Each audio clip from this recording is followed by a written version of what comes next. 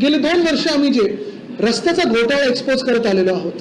आपल्याला आठवत असेल 2022 साली असेल, 2023 साली असेल आणि ह्या वर्षी देखील रस्त्याचा घोटाळा 6,000 कोटीचा आणि नंतर देखील 6,000 कोटीचा घोटाळा आम्ही इथेच पत्रकार परिषद घेऊन लोकांसमोर आणला, आपल्यासमोर आणला की मुंबईचे जे रस्त्याचा घोटाळा चालू आहे एकनाथ शिंदेंच्या देखरेखीत, खोके सरकारच्या देखरेखीत, तो घोटाळ्याची चौकशी करा.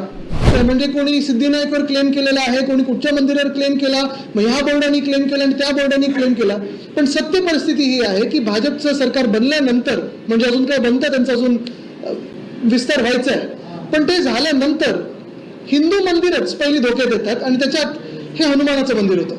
असो, आज ते झाल्यानंतर 2 महत्त्वाच्या गोष्टी आपल्या समोर मला मांडायच्या आहेत, मुंबईच्यासाठी महत्त्वाच्या आहेत, आपल्या सर्व नागरिकांसाठी महत्त्वाच्या आहेत. पहिली गोष्ट म्हणजे गेले 2 वर्ष आम्ही जे रस्त्याचा घोटाळा एक्सपोज करत आलेलो आहोत. आपल्याला आठवत असेल 2022 साली असेल, 2023 साली असेल आणि ह्या वर्षी देखील रस्त्याचा घोटाळा 6,000 कोटीचा आणि नंतर देखील 6,000 कोटीचा घोटाळा आम्ही इथेच पत्रकार परिषद घेऊन लोकांसमोर आणला, आपल्यासमोर आणला. ते झाल्यानंतर मुंबई महानगरपालिकेला मान्य करायला लागलं की ॲडव्हान्स मोबिलिटी हे द्यायची गरज नाहीये आणि 6,000 कोटीवरनं 5,000 कोटीवर आणलं.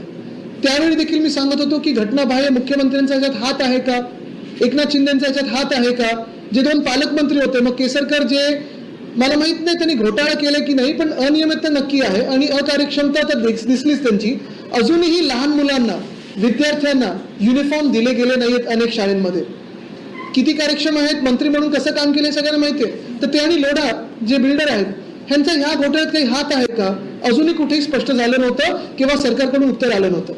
पण गंमत अशी झाली आहे की मागच्या वर्षी आणि या वर्षी मी दोन्ही वर्षानंतर जेव्हा हे घोटाळे आपल्या माध्यमातून लोकांसमोर आणले, आत्ता कुठेतरी भाजप म्हणजे कॉन्ट्रॅक्टर्सना पैसे मिळाल्यानंतर, रस्त्याची कामं घाणेरडी प्रकारे काही मला वाटतं 20-25% झाल्यानंतर भाजप बोलायला लागले मुंबईतली की आता या रस्त्यांवर SIT लावा.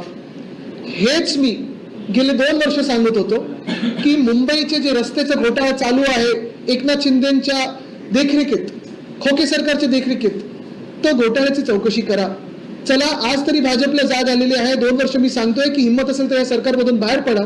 निवडणुका होऊन गेल्या, कॉन्ट्रॅक्टर्सना त्यांचे पैसे मिळाले, घोटाळा झाला. आज भाजप नुसतं काहीतरी दाखवायचं म्हणून सांगते की SIT चौकशी लावा. माझी मागणी ही राहील की SIT पेक्षा सरळ एक EOWची चौकशी लावा. पाहिजे तर आमच्या आमदारांचं एक पथक बनवा, पत्रकारांना त्याच्यात असू द्या, काही टेक्निशियनना त्याच्यात असू. रस्ते घोटाळा साधारणपणे आपण पाहतोय, मी त्यावेळी पण सांगत होतो की प्रधानमंत्री महोदयांना आणू नका, भूमिपूजनासाठी त्यांना आणू नका. प्रधानमंत्र्यांचा हा अपमान आहे की तुम्ही त्यांच्या हाती एक भ्रष्ट कामाचं भूमिपूजन करताय. दुर्दैव असं की त्यावेळी एकनाथ शिंदेंच्या नादात असेल किंवा काही असेल, काय झालं,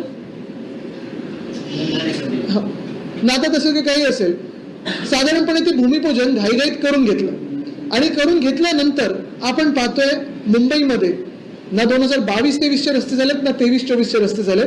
हा घोटाळा तेव्हाही होता, आज देखील आहे आणि हा घोटाळा स्पष्टपणे कार्टेलायझेशन आणि घोटाळा कसं झालाय हे मी आपल्याच माध्यमातून लोकांसमोर आणलं.